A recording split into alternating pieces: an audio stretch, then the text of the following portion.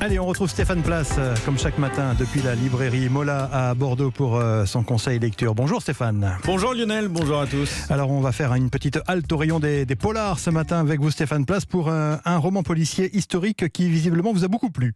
Lui ne fête pas le premier jour de cette nouvelle année 1898. Poussant sa charrette dans le froid, ce chiffonnier s'en va fouiller la décharge de la Croix-Rousse dans ce Lyon crasseux et pauvre de la fin du 19e siècle.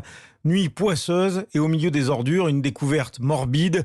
Gît là le corps d'un enfant d'une dizaine d'années, sans tête et portant des traces d'atteinte à la pudeur. Point de départ de ce polar historique et de cette enquête qui va mobiliser le commissaire Jules Soubiel et ses hommes. Roxane Lemignon, libraire chez Mola, a beaucoup apprécié La République des faibles. C'est une écriture visuelle, on pourrait presque en faire un film. Et en même temps, c'est une écriture aussi qui est très crue. Le sujet, donc autour d'un corps d'enfant, c'est assez sombre. C'est vraiment les bas-fonds de la ville avec des personnages qu'on croit stéréotypés, mais qui en même temps ont quelque chose de plus profond en eux. On apprend vraiment des choses sur l'époque et puis sur le fonctionnement de la police aussi à l'époque. C'est le début de la Troisième République dans une France politiquement très agitée qui se remet difficilement de la défaite de 1870, corruption, antiparlementarisme, sans oublier l'antisémitisme exacerbé par l'affaire Dreyfus.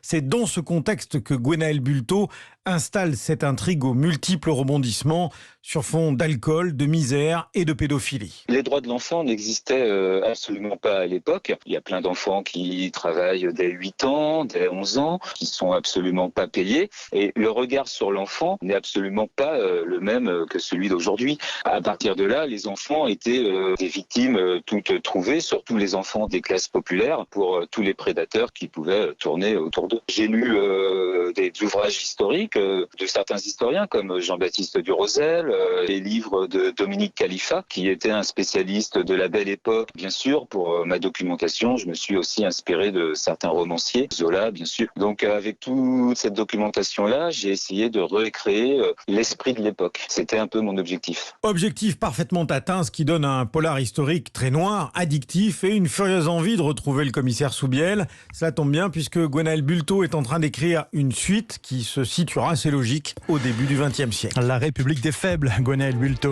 le conseil lecture de Stéphane Place tous les matins sur Europe 1. À demain Stéphane.